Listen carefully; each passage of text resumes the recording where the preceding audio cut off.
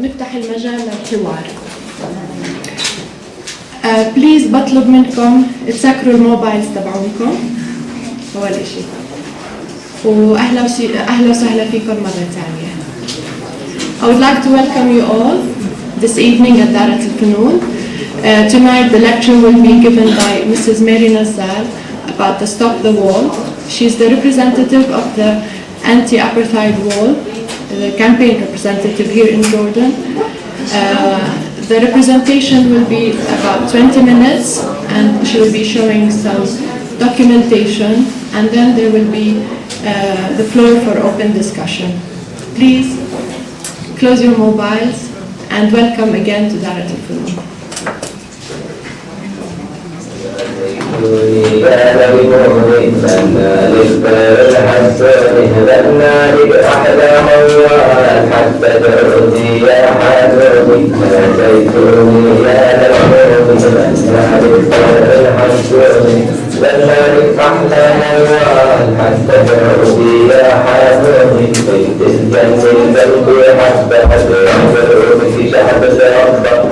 لا يأكل من لحمي تطبخ ما تأكل من صهيوني يا زيتوني يا زيتون لما نبتل الحسوني لما الأحمر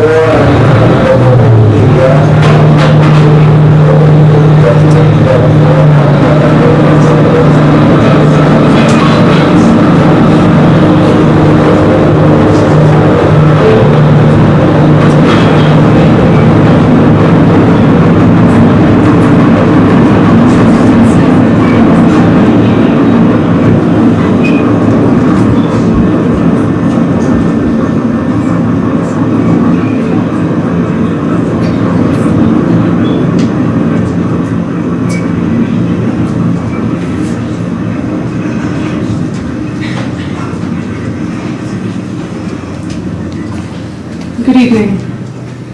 The apartheid wall is a machine of war. A war being waged with the sole goal of confiscating as much Palestinian land and resources as possible with as few non-Jews as possible. The ultimate goal of the apartheid wall is to make life so unbearable, so difficult, so unlivable that Palestinians will be forced to leave, thus realizing the historic Zionist goal of the Greater Israel. The wall is and will constrain and suffocate the Palestinians from every angle. It is a silent war, a sick new twist in the Palestinian struggle for self-determination. Yet another seemingly insurmountable obstacle caving in on an occupied people. A silent war is being waged. A concerted, constant, brutal attempt by the Zionist enterprise to crush perhaps the most courageous people on this planet in our current times. The apartheid wall is being molded and stretched like clay in the hands of the Israeli ruling elite. It is strategically being shaped to strangle the very spirit of the Palestinian people. The end goal of the wall is essentially the realization of some sort of quiet transfer. In other words, the wall will make the Palestinians so thirsty, so tired, so frustrated, so sick, so desperate, so hungry that they will be forced to abandon their homes and land once again. Dispossessed once more. Welcome everyone to the Nakba of 2004.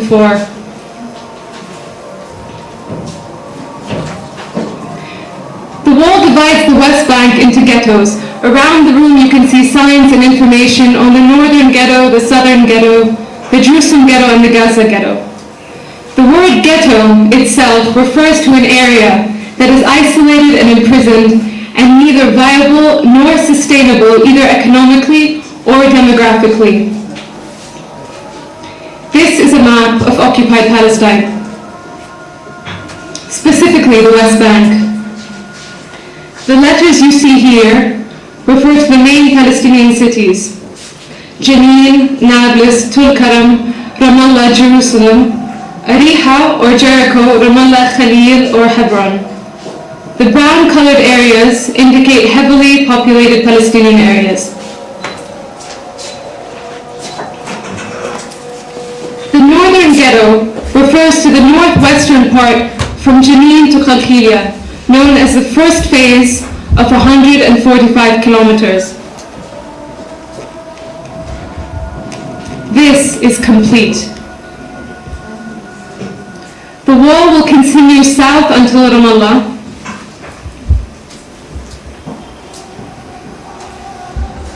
Within the first phase alone, 16 villages west of the wall have been de facto annexed to Israel, and some 50 villages are separated from their lands.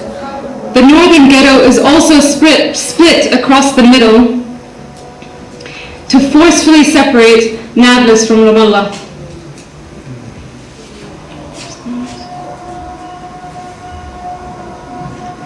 The southern ghetto refers to the wall that will encircle Bethlehem and Khalil by continuing south of East Jerusalem in both the east and west.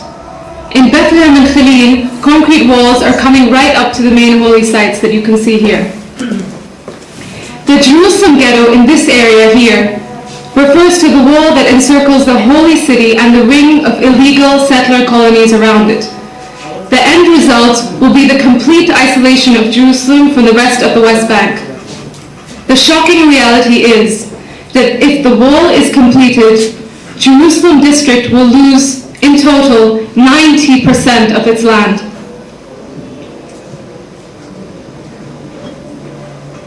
The eastern wall is planned to ravage through the Jordan Valley area, isolating and suffocating over 20 villages. You can see it there. It will serve to entirely encircle the northern ghetto here, and it will allow Israeli settlements in the area to take over and exploit the valley land that you can see here. Indeed, the eastern wall, as planned, will allow the Israeli government and settlements to take over mass amounts of agricultural land. Palestinians left living outside the wall are now living in areas designated by the Israeli government as closed military zones. These zones are essentially areas where Palestinians are trapped between the wall and the Green Line. You can see areas here. Not only do Palestinians in this area need permits to get to their land on the other side of the wall, but they also need permits to remain in their own homes. Needless to say, obtaining a permit from the Israeli government is virtually impossible. Additionally, as part of the Israeli government's efforts to ethnically cleanse as many areas as possible, identity cards are not given to newborn babies. Living in the same hell as those behind the wall, Palestinians in these military zones will also be forced to leave their homes and lands eventually. Palestinian villages not included within these main ghettos will also be caged into enclaves. You can see them here.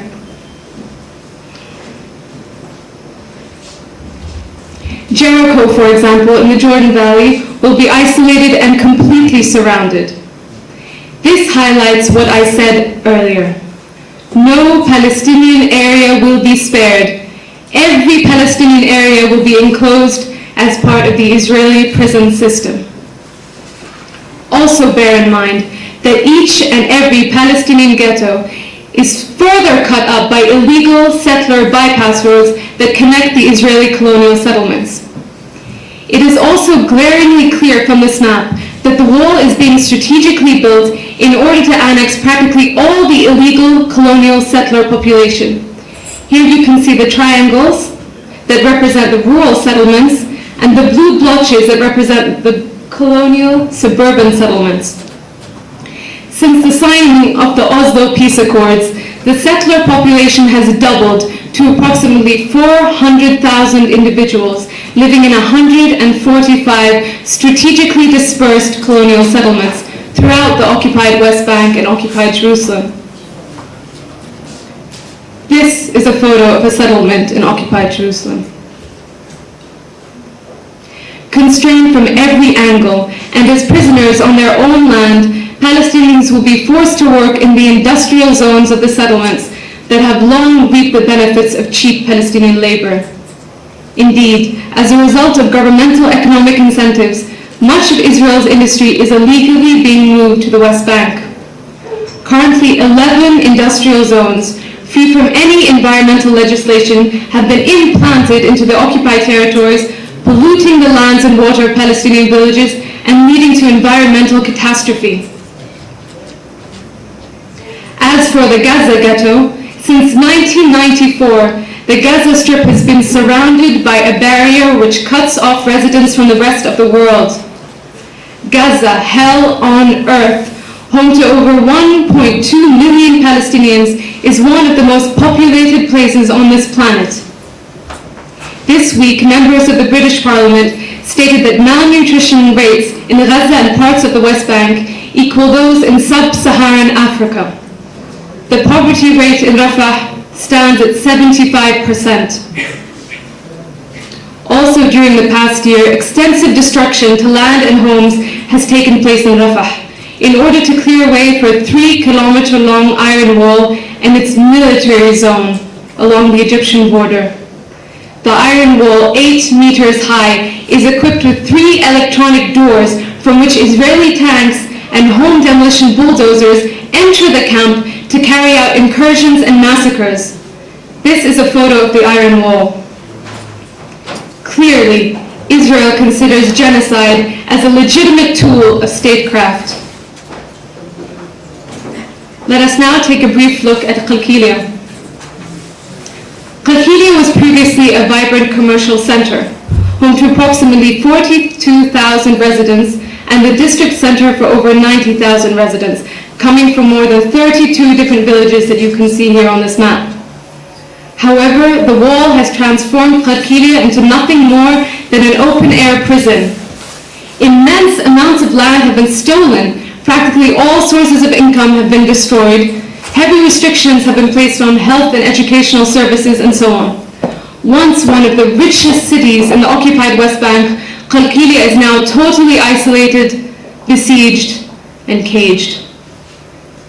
Thousands of Palestinians have left Qalqilia already. Mass immigration in the future is expected. Qalqilia, now an isolated enclave, is a mere example of the disaster that will befall every single Palestinian village if the wall is finished. Every single Palestinian area will also be forcefully transformed into an open-air prison. The region of Qalqilia has historically been strategically important to Israel since it's located on the Western Aquifer, the second largest water resource in the region. By means of the wall, Israel has annexed prime water territory, taking control of the Western Aquifer and at least 50 Palestinian wells. In Qalqilia alone, over 34 wells are now entirely inaccessible, and over 200 cisterns and tens of reservoirs are now isolated on the Israeli side of the wall. The Israeli government's attempt to gain control over all the water resources in the area poses a clear and practically insurmountable risk to all agricultural life. As part of Israel's policy of land confiscation, thousands of olive trees have been leveled or uprooted, and Palestinian farmers have called the past olive season the War of the Olive Trees. In fact, over 22% of the land confiscated in the first phase alone was planted with olive trees. By infringing on agriculture and water resources in the area, the wall may seriously threaten food security. The UN Special Reporter on the Right of Food said clearly in October, quote, "The occupied Palestinian territories are on the verge of humanitarian catastrophe as a result of extremely harsh military measures. There can be no justification for harsh internal closures that prevent people from having access to food and water. Otherwise, the imposition of such military measures amounts to what has been called a policy of starvation."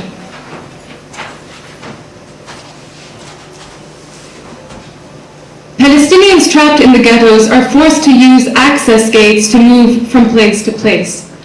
Residents of Khalkhiliya, for instance, can only exit and enter through one military-controlled gate or checkpoint.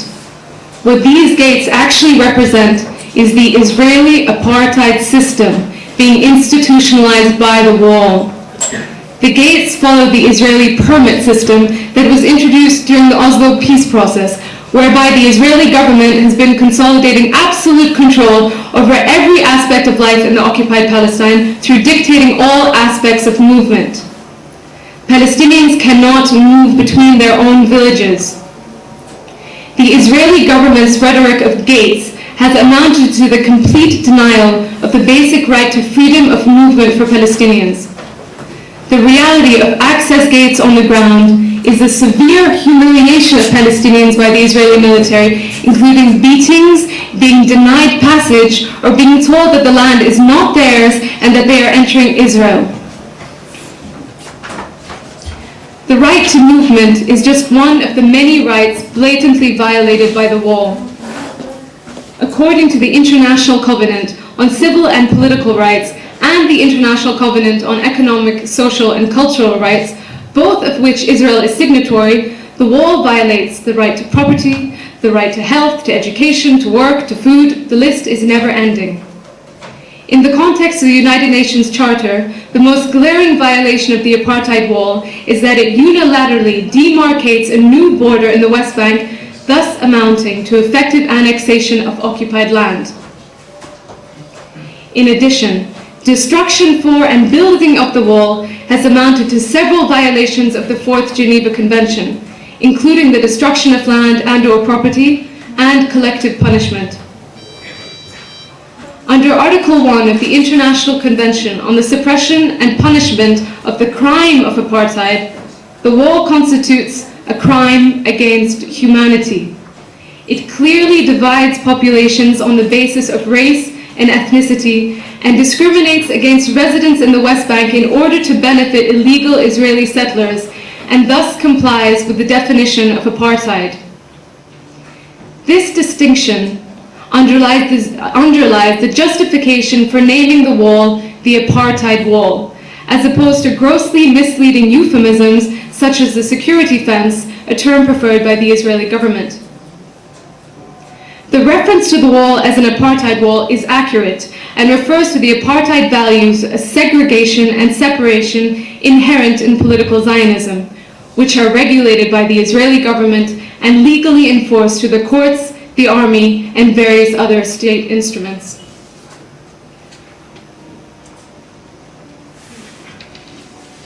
Indeed, while the physical construction of the wall is a new and terrifying reality, the philosophy behind the wall is deeply rooted in Zionist colonialist ideology and must be viewed within the context of the vicious occupation apparatus.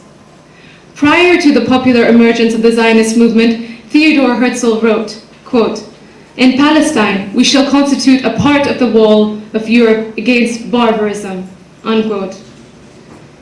The Israeli ruling elites who are ruthlessly constructing the wall are acting in accordance with the 19th century Zionist slogan, "A land without a people for a people without a land." As an Israeli human rights activist explained recently, the planners have completely ignored the existence of non-Jewish human beings. They took into account hills and valleys, settlements and bypass roads, but they totally ignored the Palestinian neighborhoods and villages, their inhabitants and their fields, as if they didn't exist. Certainly, recent changes in the Israeli occupation apparatus reveal the goals underlying the ruthless and expansionist Zionist agenda. The wall represents a new, unambiguous system of dispossession and a machine of war. Many agree that if completed, the wall will become the geographical superstructure for an accelerated campaign of starvation, dispossession, and ethnic cleansing. No one owns the sky. No one has the right to block the skyline, to block the sun rays from filtering into Palestinian houses in the morning. As many Jews have said, never again. Now it's our turn. We have been carrying the burden of Jewish history for far too long. Unlike the tragic days of 1948, people are aware of the Palestinian struggle now. Critical eyes do scorn the apartheid wall as a medieval structure, a tool of conquest inappropriate for current times. Social justice movements and networks are gaining momentum throughout the world. As individuals not living under occupation, we have a moral and constant responsibility to fight for those who are under occupation. If we are active enough, focused enough, honest enough, I believe we can prevent another disaster. Activists from all over the world, from Puerto Rico to Japan, are using whatever tools they have to support the Palestinian struggle.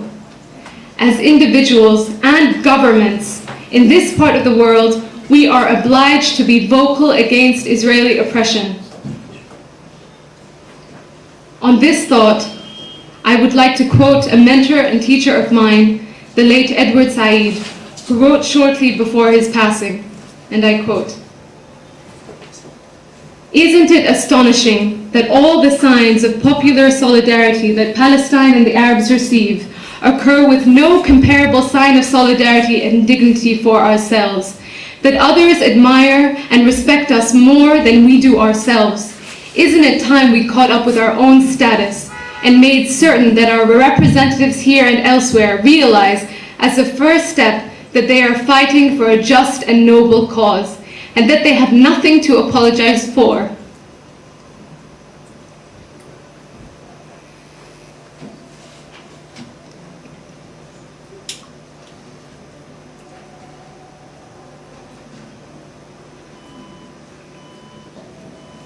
They have nothing to apologize for or anything to be embarrassed about. On the contrary, they should be proud what their people have done.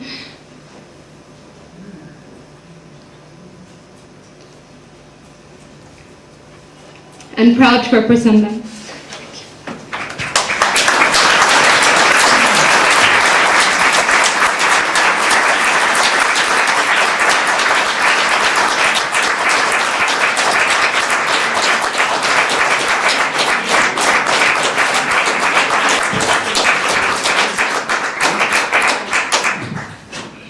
Please stay tuned for a small presentation or a small trailer, and we'll handle answers and questions after this. Thank you. 1 second.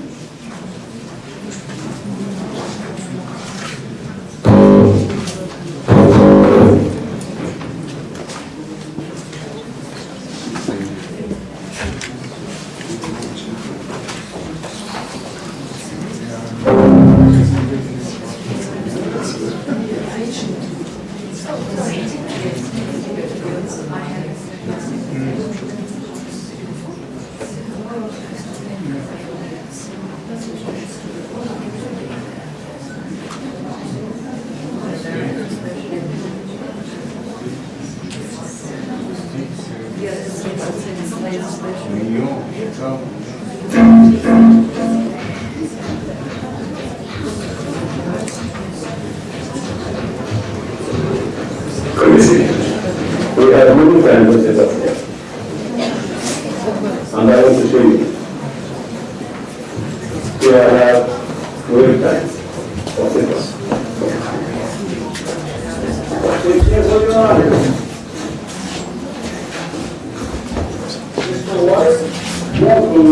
Because we change the style of the gift. But we don't say, I do this. think Korea is not safe, whether from enemy or from friend. Good to them. I can't tell you that easy, and you will be from now. I can't tell you.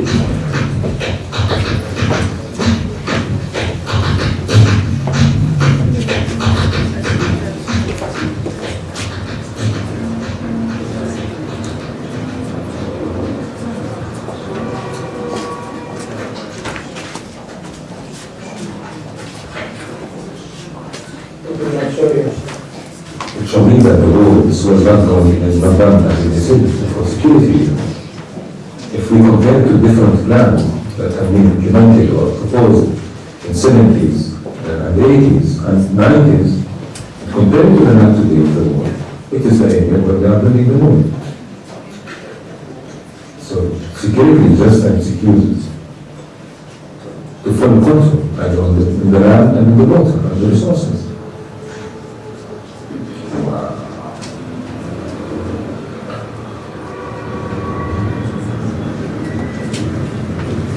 This area that the walls, in effect, annexing to Israel has been very important to the Palestinians, particularly over the last 2 years of the uprising. For example, in Calculia, you had about maybe 20% of the population relying on the agriculture of Calculia for the revenue before the uprising. After the uprising, I believe 40 to 50% of the population of Calculia relies on those lands to earn a living and to eat. When you take away that land, you take away a source of revenue for 50% of that population.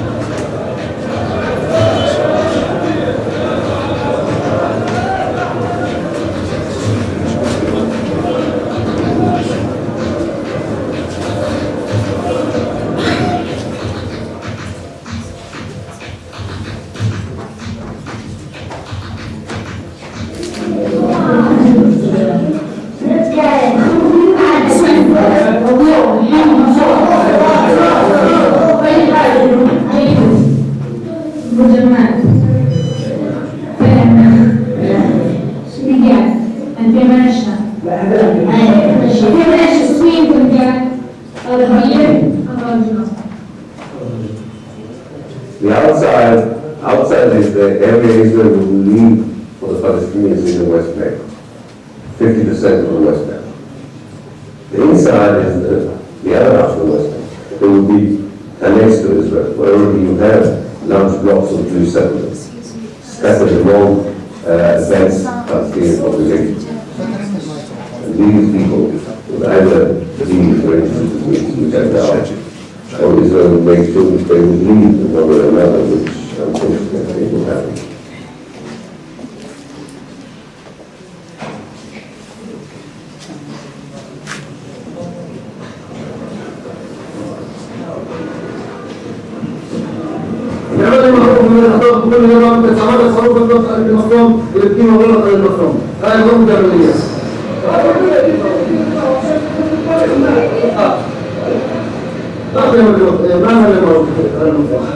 It is not a political building because it is not going to stop Israelis from settling in the occupied territories. It is not going to stop Israel from expanding the settlements, from building more roads, from confiscating more land inside the West Bank for the benefit of settlers. On the contrary, this fence, this wall is consolidating, is allowing Israel to consolidate its grip over the occupied territories because it numbs people's attention in Israel to the core issue, which is this colonization of the land.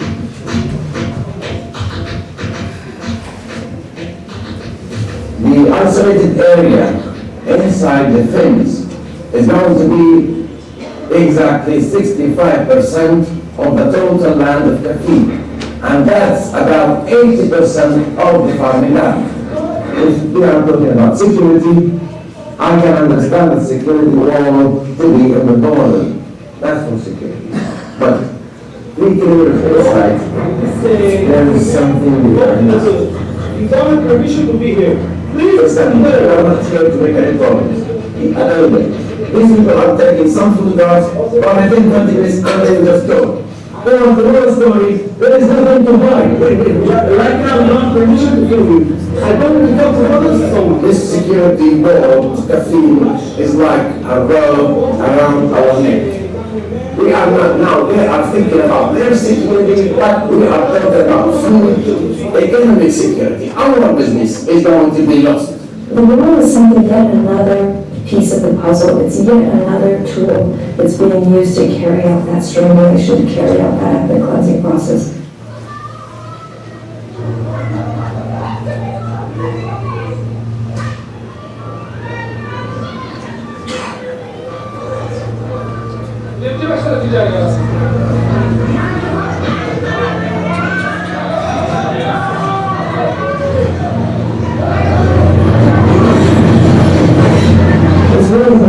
So it's this harmless concept. We simply want to transfer people, move them from one area to the next. It's not about moving Palestinians from one area to the next. It's about getting rid of as many Palestinians as possible, while holding on to as much of their land as possible.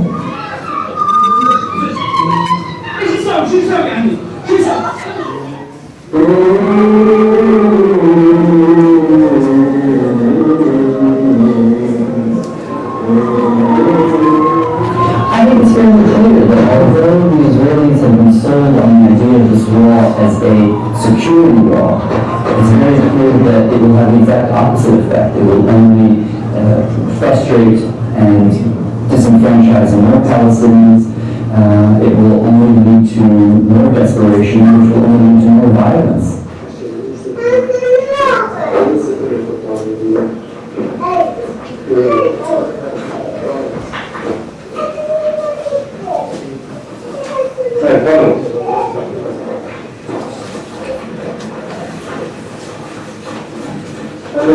الزيتون اللي بيحكوا له هون هذا قديم جدا جدا على زمان الرومان.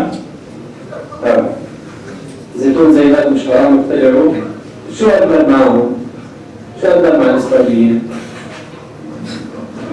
يا زيتوني يا ليموني غنى للبلد حسوني غنى لك أحلى موال حتى تعودي يا حنوني يا زيتوني يا ليموني غنى لك بلد حسوني غنى لك أحلى موال حتى تعودي يا حنوني انت الجن القلب حبة بينظروا في شعب ربه لا يحمل من لحمي نطفة ما ضربكم الصهيوني يا زيتوني يا ليموني غنالك بلد حسوني غنالك أحلى موال حتى تعودي يا حبيبي وانت الجن القلب حبها بينكم في شعبة ربه لا يحمل من لحمي نطفة ما ضربكم الصهيوني يا زيتوني.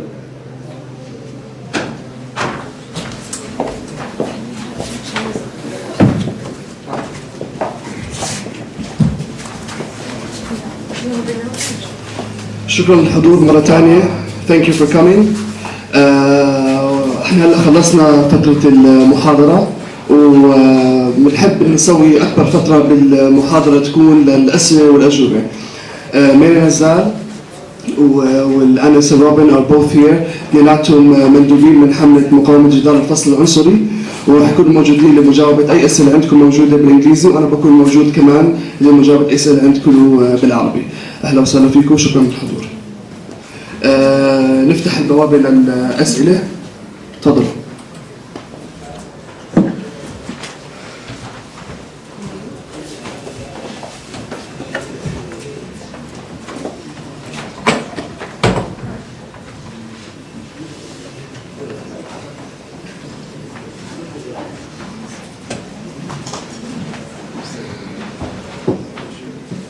There must be questions.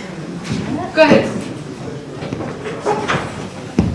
Excuse me, sorry Mary, I just want to mention that the people from the other hall can ask questions too. الأشخاص الموجودين بالقاعة الثانية كمان بيقدروا يسألوا أسئلة. And we need to fix the camera, it's going crazy. Okay. Hazem, if you could also take care of the people in the middle room. Will do. Thank you. Okay, go ahead. First of all, I'd like to thank you for what you did. It's amazing. Thank you. It's something very emotional and I don't know what to say, but I have two questions maybe. The first one, is there any local initiatives here to work against what's going on in the other side of the river? In Jordan, you mean? Yes, in Jordan, I mean. The second point, if you represent an international initiative, how can we support you here in Jordan? What can we do? What do you need to support you? Thank you. السؤال كان هل يوجد أي منظمات أخرى تساعد المنظمة هاي أو النشاطات المنظمة هاي، وإذا موجودة كيف نقدر نساعدها أو كيف نقدر نساعدكم؟ إذا في محلي منظمة محلية مبادرة محلية وترجمته كيف ممكن تساعد المبادرة الدولية اللي موجودة؟ الترجمة الصحيحة هل في منظمة محلية وكيف تقدر تساعد الانشيتيف الدولي؟ First of all, the campaign in Jordan is just beginning to flourish. I'm looking for people to help me build a coalition.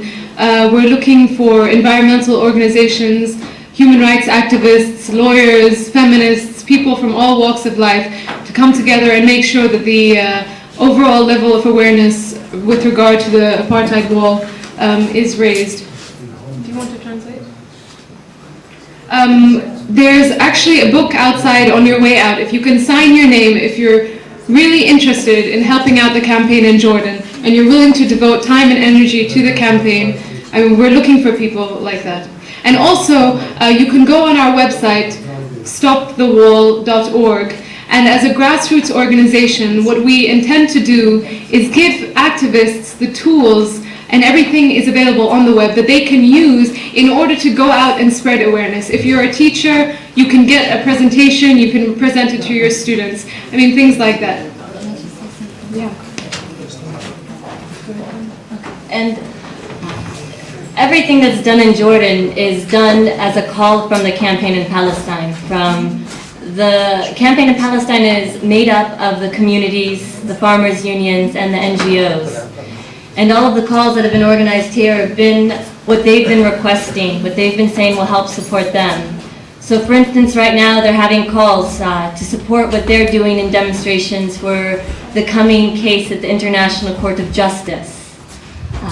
We have had a lot of other mobilization take place on November 9th, which was International Day Against the Apartheid Wall. So all of the events here are closely linked to what is going on in Palestine, and it's really supporting their campaign and the community's mobilization.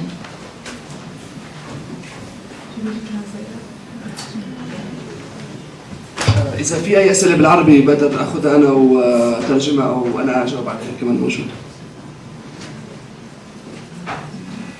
Go ahead. Hazem, there's someone in the middle. أول شيء بشكر الصدق الواضح بالمحاضرة، واضح جدا هذا الشيء. معي طلاب كمان يحضروا. أنا بتمنى إنه هذا اللقاء يتنقل من مكان لآخر.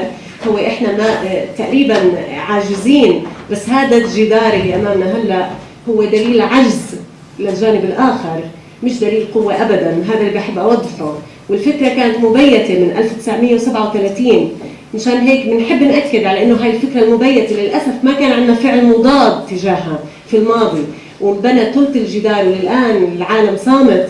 لكن بحب أحييكم وبتمنى إنه هذا الشيء يتنقل بين المدارس، لأنه هذا الجيل الصاعد المفروض يشوف أو يفضح هذا الزيف الموجود واللي صار واضح جدا بهذا الجدار اللي أمامنا. شكرا لكم لكل جهودكم.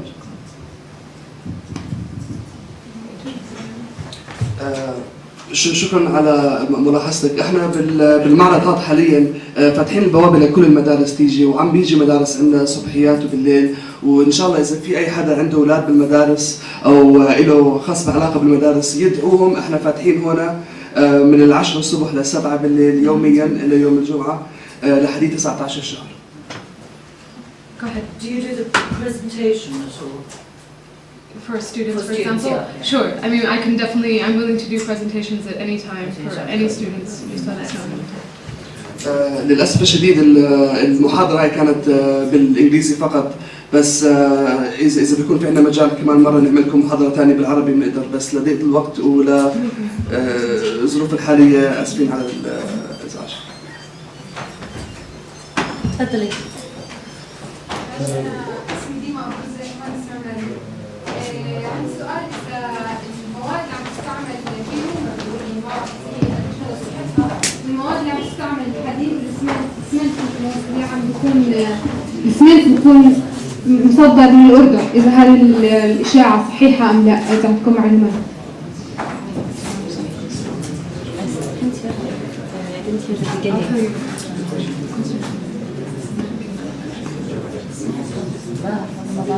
We have no information on that point, honestly.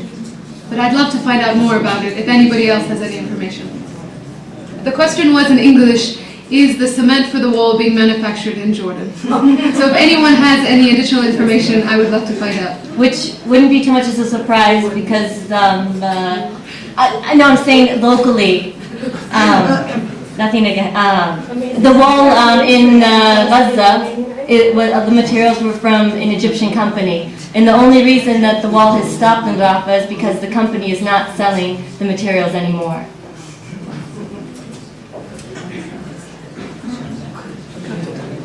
What is the possibility of your presentation? Question from this side. Go ahead. Has 1 minute? Sure. Can you hear me now? Yes.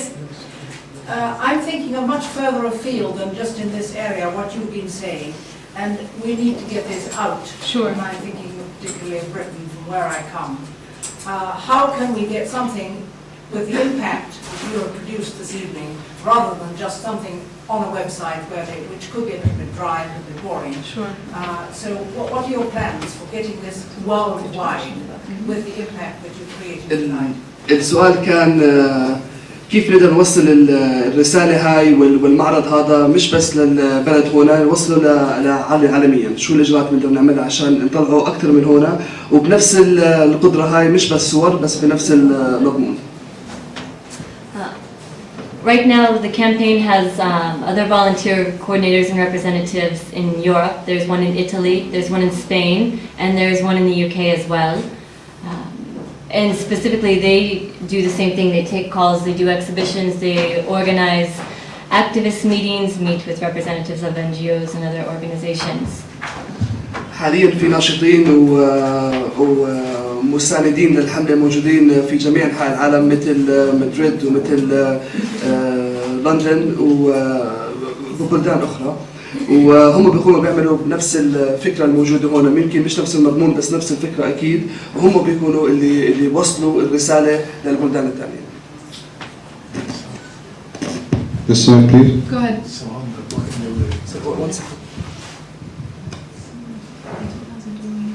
Actually, I was going to ask the same question, almost the same questions, but how do we go about our children who are our younger generation, that is in England, for example? How would we give them your address? I mean, I have my children there, but I don't think they know about this. How can we reach out?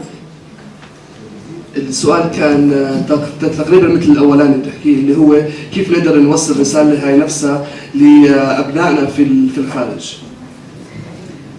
If there is someone that you know, for instance in the UK, who is interested in organizing with the volunteers there, definitely it is very easy to connect them. One thing that they are working on in Europe is they look for resources to help bring people from the communities in the West Bank to go and give presentations about what has happened to them, what is taking place in the West Bank right now, and organizing other events. So please do come up afterwards, for sure it would be strong to connect. بس آسف أعطيكم شوية، في سيارة هوندا زرقاء رقم 11-5-22 كالعادة كل محاضرة بصير هيك. Honda number 11-5-22, a blue Honda that's blocking the road. If anybody. Yeah, back to. تفضل أستاذ. أول شيء ما أظن إنه أي حكي شكرا ممكن يغطي مجهود القيادة. أي حكي راح ينحكى كل أقل بكثير من المستوى تبع المجهود اللي عم يعمل حتى هاي اللحظة. بس عودة للسؤال، انحكى بس بشكل سريع عن المحكمة الدولية، بما أن القضية هلا معروضة في يعني الدول العربية عم تحاول تبني قضية انها تقدمها. هلا وين في مصادر معلومات عن موضوع الانترناشونال لو القانون الدولي بهذا الخصوص تحديدا؟ في مطبوعات انتم تقدموها في مواقع؟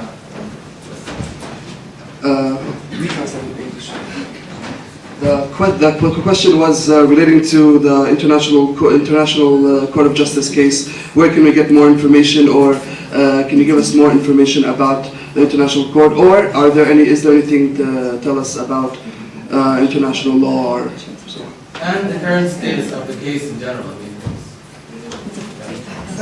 والوضع الحالي للموضوع.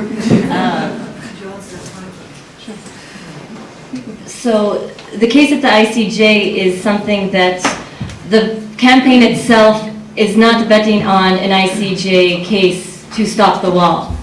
It is not counting on that.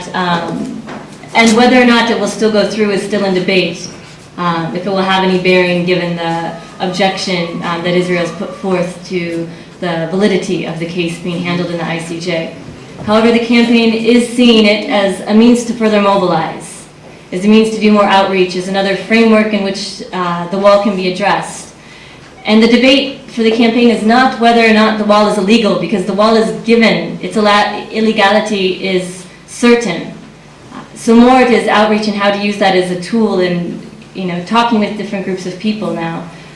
There are events being organized by the campaign in the Netherlands that will be taking place, a popular hearing, in which there will be 4 or 5 representatives from the campaign going to present their own material, to organize with other activist groups about the effects of the wall. But the ICJ itself is not something being bet on. One of the main problems I feel is that Arabs and Palestinians generally don't understand what the International Court of Justice is. Thus, we don't know how to properly use it for our benefit. There are several resources that we should be reading. A new book in Arabic just came out. It's called The United Nations, A Sustained Organization, A Collapsed World Order by former Ambassador Fuad Bataine. It has a lot of detailed information on the International Court of Justice, and I highly recommend that anyone who speaks Arabic and reads Arabic should read that particular book. Hazan? No. Go ahead. I was wondering, how strong is the movement against the war inside Israel? السؤال كان ما هو مدى قوة الحركة ضد الجدار داخل إسرائيل؟ Not strong. The overwhelming majority of the public supports it with great strength. It's in line with, especially given the 3 years of this intifada and what their government's policies is telling them, the people are accepting it. It's seen as a quick, easy measure by the government to handle something. It's not, just as there's not the strong resistance against the occupation itself. So against the wall, of course, it would be less. للأسف الحملة أو الحملة ضد الجدار داخل إسرائيل مش بالقوة الكافية أو مش بالقوة بالمرة، ومقارنة ب إذا حملة اللي ضد الاحتلال ضعيفة كيف تكون حملة ضد الجدار؟ Nazzal? Go ahead. If it's illegal and it's known that it's illegal, how did they put it up? How was it put? If it's known that it's not legal. السؤال إذا الموضوع لهالدرجة غير قانوني، كيف استطاعوا يقدروا يبنوا هيك جدار؟ I know it's amplified. I know.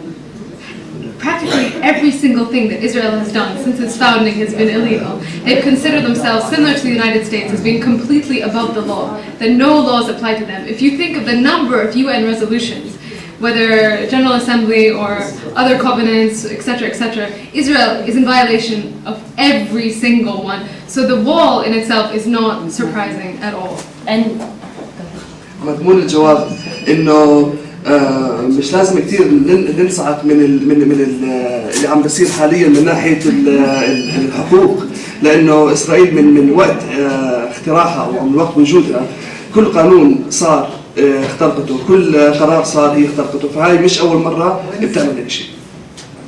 Question from the side. Go ahead.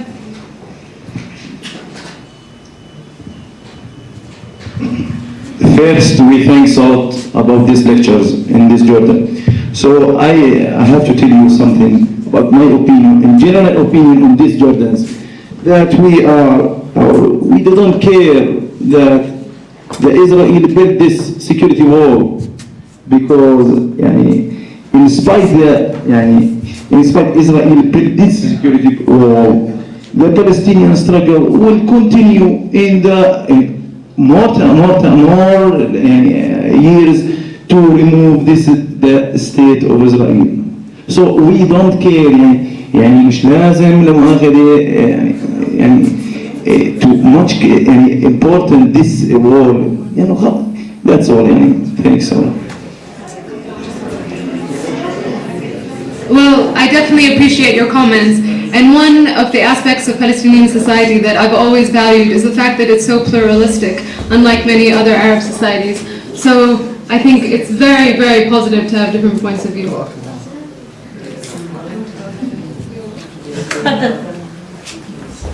طبعا شكرا لكم على هذه النسبة وعلى الصور وعلى المعرض، بس حتى ما اخذ وقت كثير. بدي اسال عن النشطاء الاجانب اللي قتلوا واصيبوا في داخل الارض المحتله، وايش كانت رده الفعل عند المنظمات الدوليه وتحديدا المنظمه اللي قائمه الان حول الجدار العازل العنصري، هل كان تاثير سلبا ام ايجابا على المتطوعين الاجانب؟ هذا شق، بعرفش اذا ترجموا بس احكيها سريع، بدي بس احكي سريع عشان الجهه الثانيه. شق السؤال كان بالنسبه للناشطين الاجانب اللي موجودين بالضفه واللي توفوا بالضفه وفي فلسطين ان جنرال، شو موقف الحملات الدوليه حاليا من الموقف هذا، وهل اثروا عليها وهل اثروا على القبول الاجنبي او اقبال الاجانب النشطاء على الاراضي؟ How has the fact that many foreign activists have been killed in Palestine due to their resistance, has that affected the influx of activists, and has that in any way affected our international case? The fact that internationals working with Palestinian organizations have been targeted at the borders there, prevented from returning, from going to Palestine, from being there. So there's a definite decrease in internationals, not just in activists, but in NGO workers too. They face similar issues. What that's doing though, now Palestinian activists are strongly being targeted against the wall too. There are international activists working with Palestinian communities in solidarity with them. The Israeli military has also began targeting a lot of the main activists in the villages who are resisting the wall. So there's a definite targeting of people resisting it. بعد الأحداث اللي صارت مع النشطاء الأجانب أكيد قل وصولهم أو إمكانية وصولهم لفلسطين صارت صعبة جدا، فلذلك قل عدد الناشطين الموجودين. ولكن كمان بعد اللي صار فيهم صار الناشطين ضد الجدار الفلسطينيين الموجود تحت فلسطين هدف واضح للقوات الإسرائيلية، وهذا كمان عم بحبط الجهود. One second. Just on that point also, there were three main activists that were basically killed by the Israeli army. Brian Every, Tom Herndl, who recently died, and Rachel Corrie. Now those three cases got a lot of media attention, which I could say would be positive for the Palestinian struggle generally, because it exposes the brutal Israeli shoot-to-kill policy that now is applying to foreigners as well as Palestinians. Go ahead. آخر ثلاث نشطاء اللي توفوا بفلسطين أكيد وصلوا رسالة قوية للجمهور العالمي، ووصل الفكرة ووصل الصورة الحقيقية اللي عم بتصير بالأراضي المحتلة، وأكيد ما في كلمة أحسن فضحهم بالموضوع. I have two questions. My first question is, how is your NGO financially self-sustaining? My second question is, when a person is put in a difficult situation, they always manage to adapt. My question is, with this wall, what are the survival mechanisms, and is the World Food Program currently working with the Palestinians, at least in this crisis? You want to translate?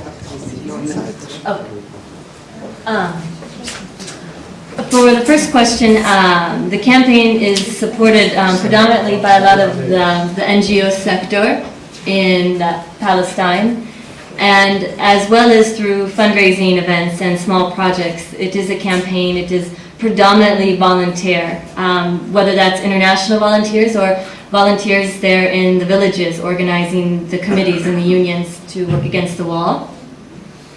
And for the second question, if it was specifically about the World Food Program, there was talk of them. I'm not sure if they've implemented projects just of yet, but that's not sustainable. The issue is that people are separated from their land. They need to have access to their land, and so without that, it's not for certain how long they will be able to stay. The wall's effects are just now starting to really hit communities who haven't been able to access their agricultural land for 4 or 5 months now. اسفين عن الاقطاع مره ثانيه. بليز بس سياره هوندا زرقاء رقم 11522 مسكره على ناس. هوندا زرقاء رقم 11522 زيتيه هوندا زيتيه. تفضل. My name is Lubna Sinan.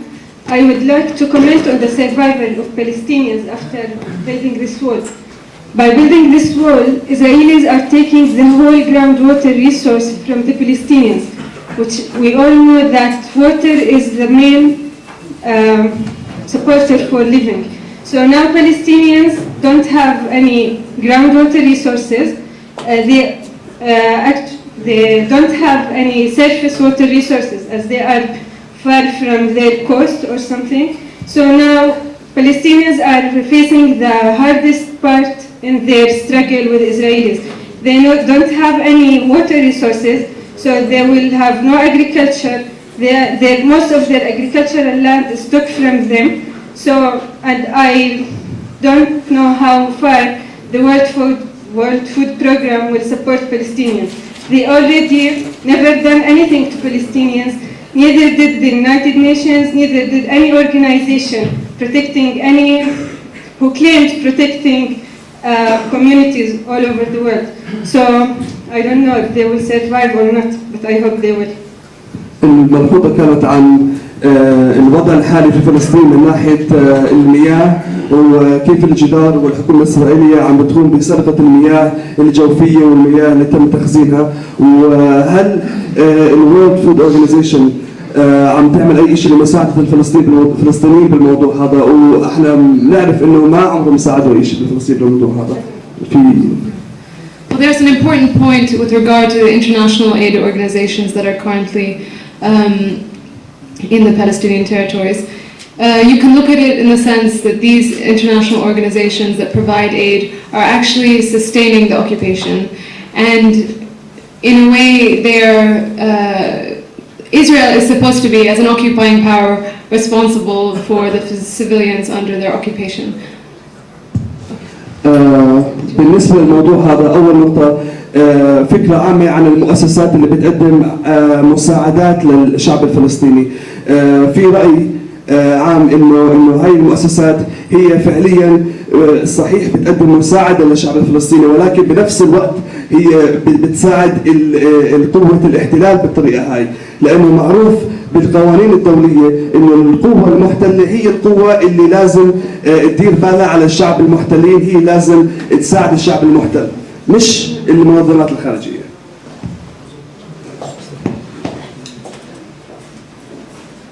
There's another question here. Go ahead. مرحبا، فادي علي مهندس بيئة. نعرف أن نضال الشعب الفلسطيني في مواجهة الاحتلال الصهيوني الأراضي نضال وطني ونضال سياسي، وممكن بتقاطع حاليا نضال الشعب الفلسطيني مع أهداف منظمات أخرى إنسانية واللي بتتعاطى مع الموضوع من ناحية إنسانية. أنا أول سؤال يعني حاب أعرفه إنه شو رؤيتكم السياسية بالنسبة لموضوع فلسطين وحل القضية الفلسطينية واللي بتمثل معظم الشعب الفلسطيني بإقامة دولته المستقلة وحق العودة. السؤال الثاني يتعلق في موضوع أثير اللي هو الأثر البيئي اللي ممكن الدمج اللي يحصل من وراء الجدار العازل. فعليا نعرف إنه الهجمة الصهيونية قديمة جدا، وإن الإنسان الفلسطيني والبيئة الفلسطينية من 48 عمالها بتتعرض لانتهاكات وبتتعرض لتخريب. فعليا اجت موضوع الجدار العازل، بس هي جزء من كل وليس الموضوع كله. بتوقع إن النضال ما لازم يبدأ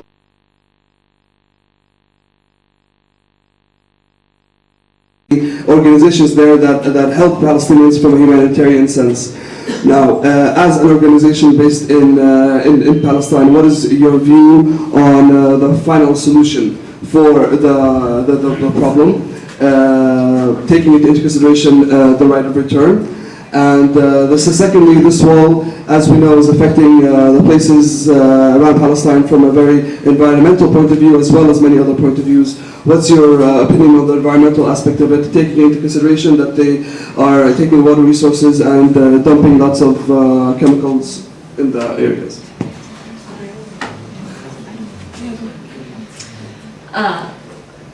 The campaign sees itself not as just an NGO. It sees it, a campaign implies that it's popular, it's grassroots. Therefore, it's not subsidizing, it's not working with the communities in that sense. The campaign does not see the wall as the only issue, of course. The wall is within the context of the occupation. الحملة حملة شعبية وليست حملة سياسية. فمن الفكرة هاي الحملة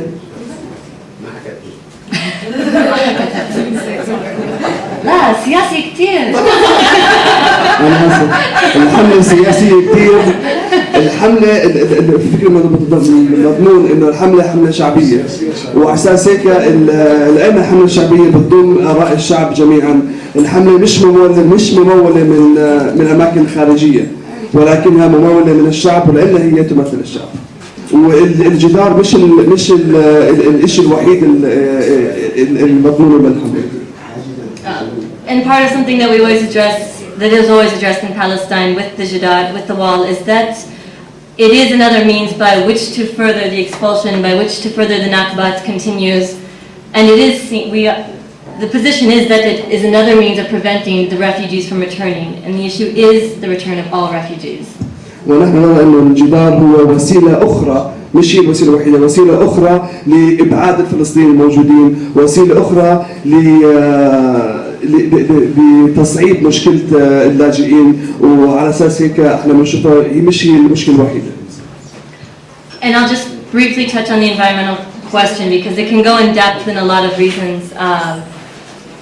As it was discussed in the presentation, the olive trees have been one of the main things targeted with the wall's path that's uprooted. And not only is this having the environmental effect, but it's addressing the effect of what that's doing to the communities, because the communities, especially in the northern West Bank, are highly dependent upon olive trees as their main source of sustenance. It's the olives.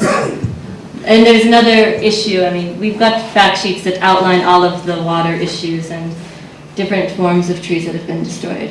أما بالنسبة للموضوع البيئي ولا بتحب إنه نزيد إنه الموضوع البيئي مش بس اللي تفضل فيه الأخ، في كمان موضوع الزيتون اللي هو أشجار الزيتون وابتلاعها، موضوع مهم جدا مش فقط من ناحية بيئية ولكن هي من ناحية معيشة، لأن معظم الناس في شمال الضفة الغربية بيعتمدوا على الزيت وزيت الزيتون كمصدر معيشة لهم، وفي عندنا معلومات بالخارج نشرات عن المواضيع هاي وأكثر من هيك. Go ahead. Go ahead Hassan. Okay. زي نحن كتير حكينا قبل واشياء فزي انا من 48 سنه عم نحكي وهيك اشياء فزي بيفرق هاي الحمله او اي شيء عن اي شيء قبل انه في شيء كثير جديد نقدر نعمله. The question is, we've been talking for the past 40-something years, and there have been many campaigns. Is this campaign different in any way? As in, can we do something in this campaign?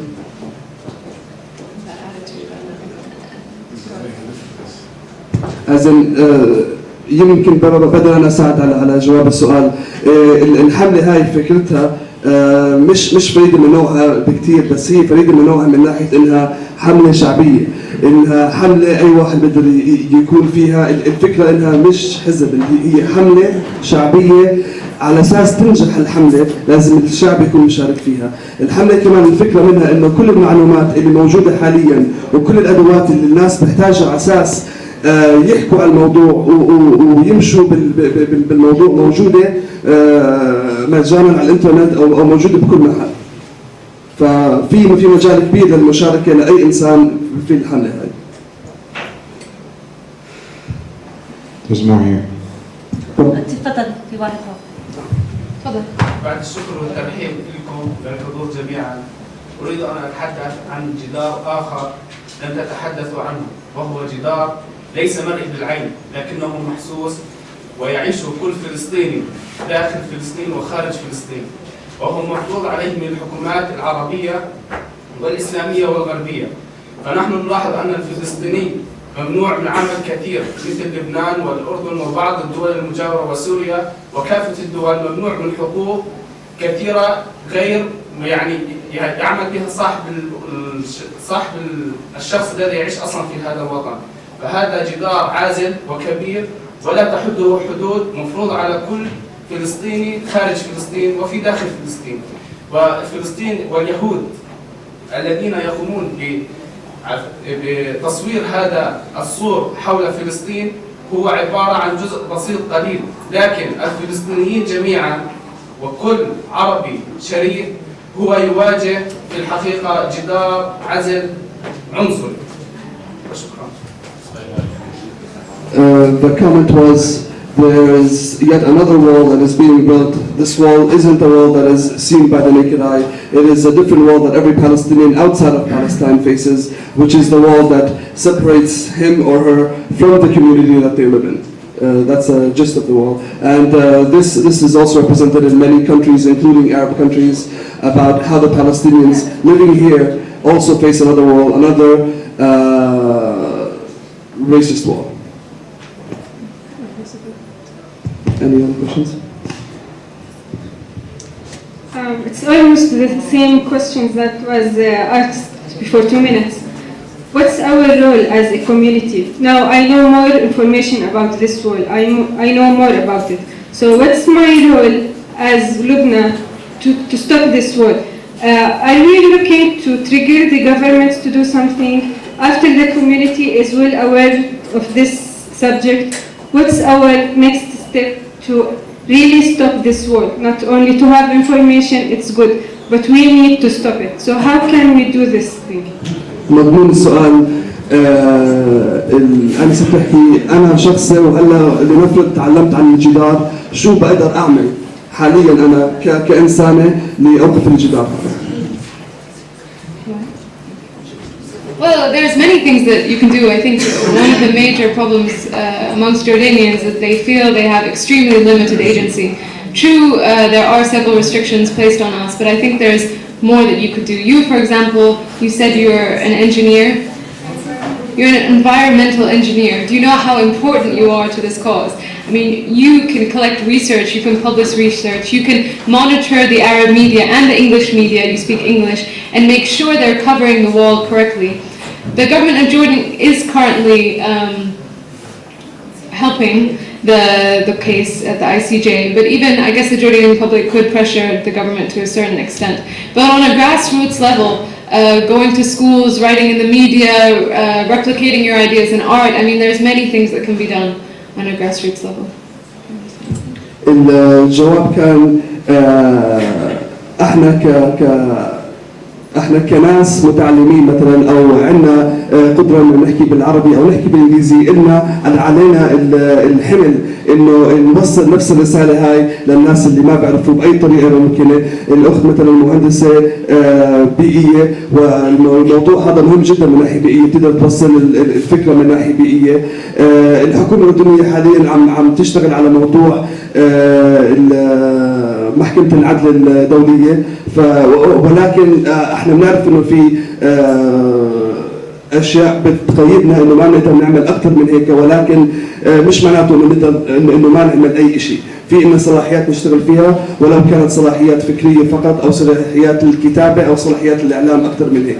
واحنا كنقطه شخصيه مني انا، المعرض صار له فاتح يمكن 3-4 ايام، بديش احكي 100% بس يمكن 80% من الناس اللي اجوا على المعرض هذا اللي كانوا بيعرفوا بفكروا حالهم بيعرفوا كثير عن الجدار، طلع لسه ما بيعرفوا كثير عن الجدار. في فكرات كبيره مش واصله للناس الموجودين حاليا، مثل الفكره انه الجدار مش حيط واحد، الفكره انه الجدار حيط دائري، انه مش جدار انه سجن، في اكثر من فكره مش واصله للناس، فقدنا نحكي انه احنا بنعرف في غيرنا كثير ما بنعرف.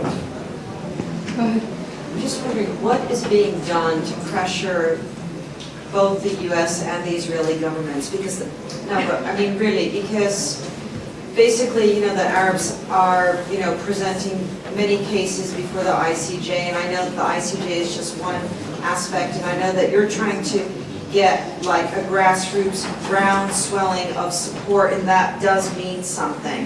But ultimately, it's these two governments that basically are holding the cards. What can be done to start chipping away at that? السؤال كان شو الجهود اللي عم بتصير حاليا لوضع ضغط على الحكومه الاسرائيليه والحكومه الامريكيه؟ احنا بنعرف انه حاليا الدول العربيه بتطلع على المحكمه الدوليه، ولكن احنا بنعرف انه لازم يكون في ضغوط اخرى تساعد على الموضوع هذا، وقد ما احنا ضغطنا كشعب احنا بنعرف انه بالاخير الموضوع بايدين دوله اسرائيل ودوله امريكا، وصعب الضغط عليهم. شو اللي عم بيصير حاليا؟ The campaign does not see its targets as the U.S. and Israeli governments, because they're going to continue doing it despite all of. It's just proven. History has shown us that as much economic sanctions or international laws that have been passed, none of that is going to stop it. It's actually more focused on building grassroots support, and not just in Europe, but also in Africa and Asia and Latin America, where people are strongly mobilizing in their communities and against or with their governments to pressure their governments too. Because pressure is just asserted on the U.S. and Israel, it's not going to be effective. It's going to take pressure from the rest of the world, actually. الجواب كان الحملة كحملة موضوعها الأساسي مش إنه يحطوا ضغط على الحكومة الإسرائيلية أو الحكومة الأمريكية، موضوعها الأساسي إنها توسع الحملة كحملة شعبية وتحط ضغط أو توصل الفكرة لشعوب العالم اللي هم يحطوا ضغط اللازم، لأنه إحنا بنعرف إنه لو حطينا ضغط أو لو ما حطينا ضغط اللي بتعمله أمريكا لو عملته أمريكا إحنا لسه رح نكمل بالحملة. فكرة إنه نحط ضغط أو ما نحط ضغط هي مش فكرة الحملة، الحملة ماشية على الجهتين، ماشية للشعب وليس ضد الحكومات أو للحكومات. First question. Just an idea. 1 minute. Go. To overcome also the indifference that exists in the Arab world. There's a sort of barrier also to accept more of the pain, to feel it strongly enough. I think you should try and get out the Al Jazeera television to take a picture of this show and send it out to everybody's home. You have to also to organize the Arab stream. الفكرة كانت إنه لازم نحارب اللامبالاة العربية الموجودة أو الركود العربي الموجود. يمكن نقدر نجيب قنوات مثل قناة الجزيرة تاخذ صورة على المعرض أو على أساس توصل رسالة للدول العربية وللشعب العربي اللي ساكت حاليا. Well, one point quickly. I wouldn't call it indifference really. I think people have become a bit more desensitized because when you hear about something continuously every day, you just tend to, let the news fall on deaf ears. But I think generally the amount of publicity that this Marad has gotten since we've set up has been quite phenomenal. Like I never expected to get so much print press to come. The TV station is a little bit more difficult, but you're definitely right. The Arabs need to mobilize. They've been sleeping for 50 years, and that's definitely one of the main goals. الفكرة اللي وصلتها إنه المشكله الحاليه مش بس انه يعني كل كلمه اللامبالاه العربيه مش كلمه يمكن تكون صحيحه، يمكن كلمه desensitized اللي هي فقد الاحساس فقد الاحساس العربي على الموضوع الموجود حاليا. قبل ما نشوف الاخبار وقبل ما نشوف ببطل الواحد يحس مثل ما اللي ما عمره شاف بحس. على اساس هيك صحيح لازم احنا نزيد فكرتنا للوطن العربي على اساس يبلش يحس من اول وجديد. There's a question here. Mary, the quote that you had by Edward Said was very profound in the sense that maybe outside the Arab world we have a lot more people rooting for us than we do for ourselves. In this aspect, I think the grassroots mechanisms will be okay, but I think your target should be the governments of the Arab world, mainly Jordan, because it is the one mostly to be affected, because when the people are leaving their lands, where are they going to? Is the Jordan government willing to receive them? Is there a plan for this? So please would you elaborate on the stance of the Jordanian government towards this, what you know about their stance and what they are doing. Thank you very much. السؤال كان صحيح لازم نفعل اكثر الحمله من ناحيه الحمله تكون موجهه للحكومات العربيه. شو في عندك معلومات عن ايش بتعمل الحمله حاليا او ايش بتعمل الحكومه الاردنيه ضد الجدار؟ I have a direct quote from our foreign minister Marwan Ashab, and it basically sums up the Jordanian view on the wall. He says, quote, "The West Bank is an occupied territory. Israel's construction of a wall is now illegal. Amman's legal arguments are dictated by Jordan's supreme national interests." I mean, that's the main point of the Jordanian government. I mean, they're very clear that they're not dictated by any moral imperative, but that they're clearly worried about the idea of transfer, about the idea that Jordan is Palestine. And I think it's, it is a danger, and I think they should be worried. And I think because of that, all Jordanians who are all nationalistic, they should stand up against this wall also for the sake of their country. Jordan is presenting a case to the International Criminal Court, Court of Justice. It's a more humanitarian case, and any effort by the Jordanian government should definitely be appreciated. As a campaign, we have a lot of facts, probably more facts and statistics than anybody else. And publicly, I would say the campaign is more than willing to help the Jordanian government strengthen their case in any way possible.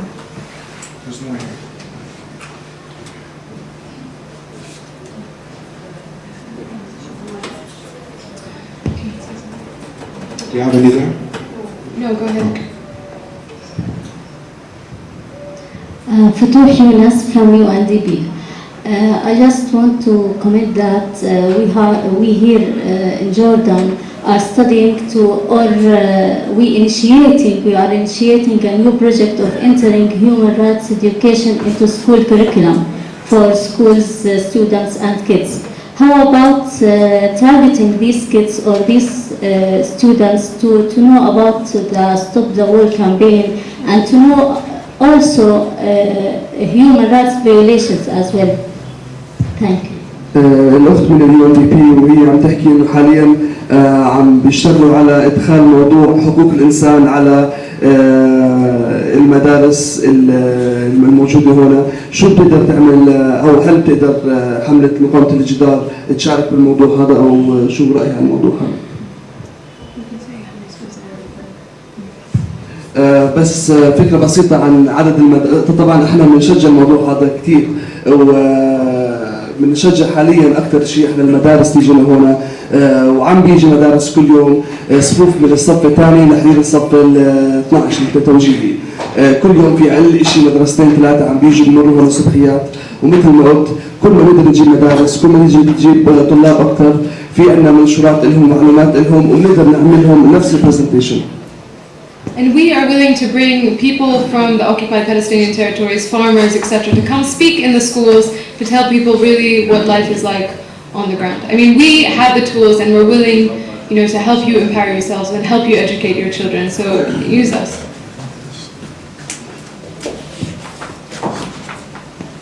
Go ahead. مرحبا محمد فنان شاعر. أنا السؤال اللي بدي أسأله الجدار العازل الموجود شو الحل لإزالته؟ هل هو الحل لإزالته نحن مثلا نثير الشارع العربي ونضغط على المؤسسات والحكومات؟ اللي أنا متأكد شخصيا زي ما كثير ناس هم متأكدين إنه ما راح يتحرك ساكن، لأنه القوة الرئيسية أو القطب الواحد الموجود في العالم وهو القوة الإمبريالية تحت الأمريكية تدعم إسرائيل قلبا وقالبا. هاي النقطة. النقطة الثانية أنا أشوف الحل الوحيد لإزالة الجدار العازل والظلم اللي تضيفه واللي هو أساسا من قبل العدو الصهيوني الموجود اللي هو دعم المقاومة الفلسطينية الموجودة في الداخل. لو بس عيد السؤال الأخير مرة ثانية، السؤال الثاني.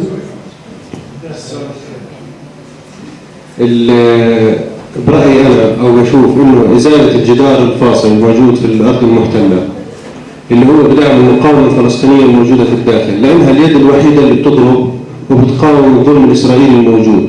فبدل ما أنا ما بقول ما نشتغل على موضوع الشعب في الخارج، ولكن نضغط كمان وندعم المقاومة الفلسطينية في الداخل ونشد على إيدها، بدل مثلا في بعض الدول تتهمها بالإرهابية ولا آخره، بل بالعكس هي أحق بأن تسمى فصائل السلام.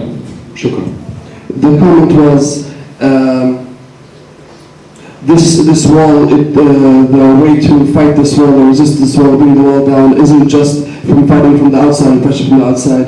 It's within supporting the resistance inside and letting them do what they can. Thank you. Of course. Go ahead. He said that we have to support the resistance in the Palestinian resistance in Palestine and struggle to you know that the European Committee said that declared that all the Palestinian parties are terrorist parties and they are not fighting for they are not freedom fighters, they are terrorists. He said that we have to struggle to support them. And we have to say that they are freedom fighters and they are fighting for peace, not fighting for nothing, for violation. Thank you.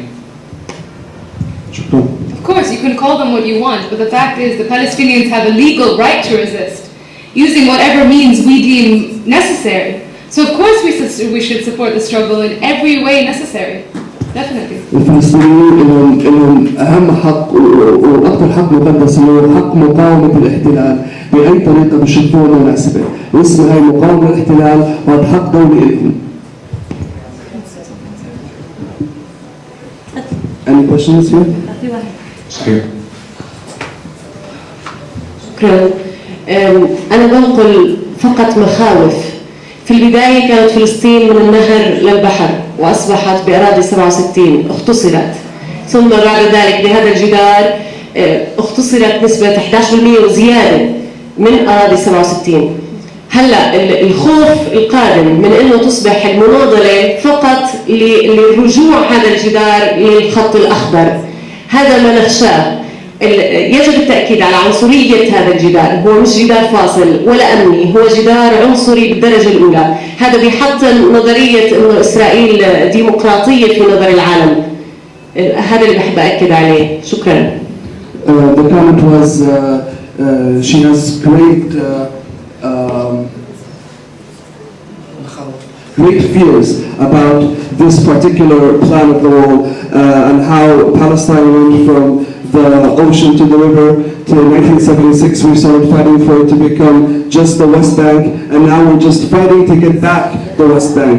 This goes ahead to prove how this wall is a discriminatory wall, it's an apartheid wall, it's a racist wall, and how Israel that claims they're a democracy state or the state built on democracy isn't so at all, and that's it.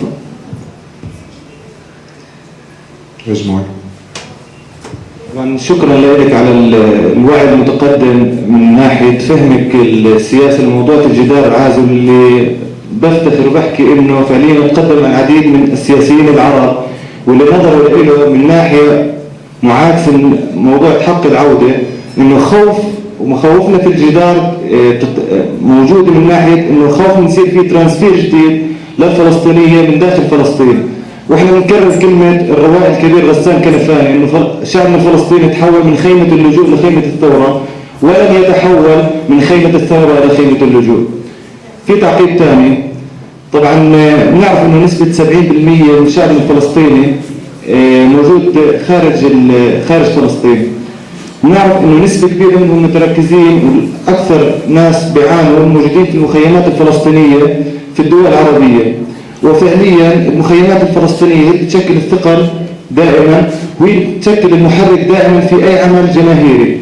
فانا اللي بطلبه انه اذا في مجال انه مثل هيك حملة ومثل هيك ندوات انه نتوجه فيها نحو المخيمات ونوادي المخيمات، واللي فعليا ممكن تلقى اثر كبير، لانه احنا فعليا بس تخاطب الفلسطيني اللي قاعد في بيت زينكو في مخيم، بس تتحدث مع حق العودة ومدى الخطر بشكل هذا الجدار عليه، فعليا راح يلقى اثر وتفاعل عنده اكبر من اي احد اخر، اكبر منه من اي واحد ثاني موجود.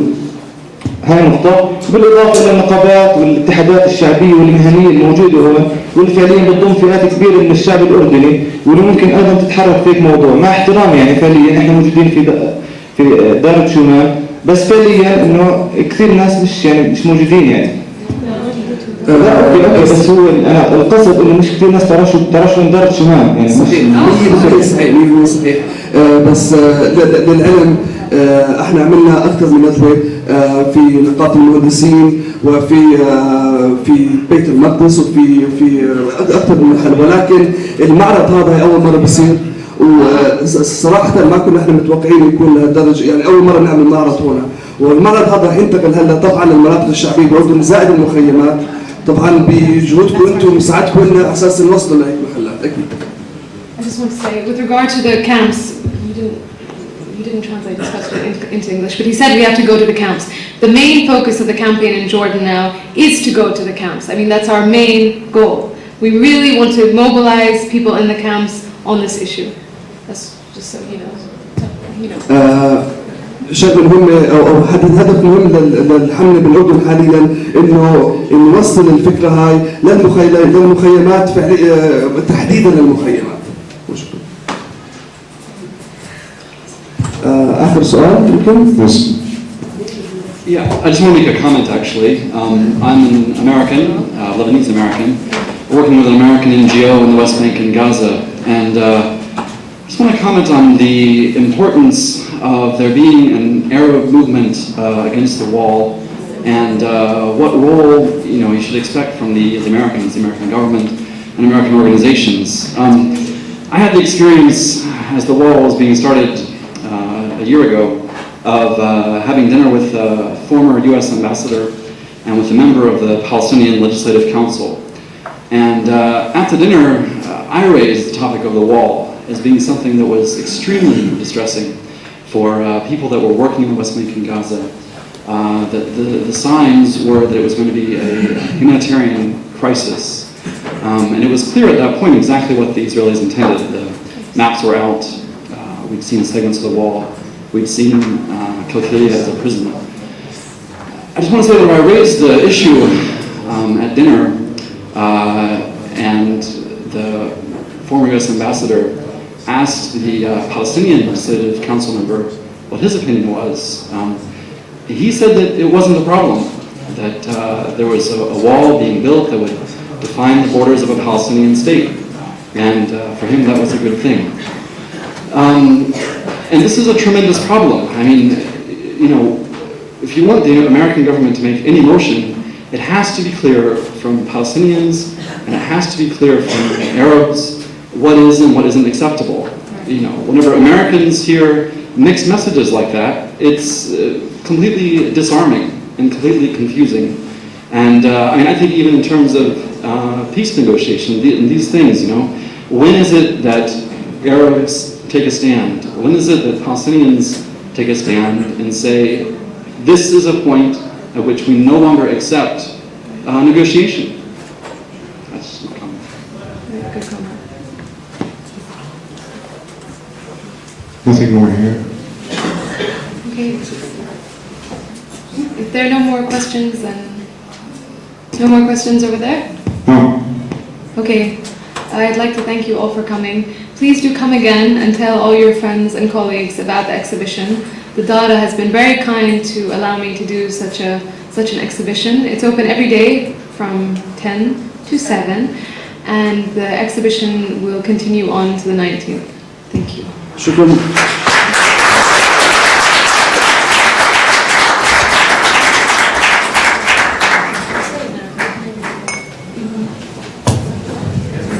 Thank you, Mary.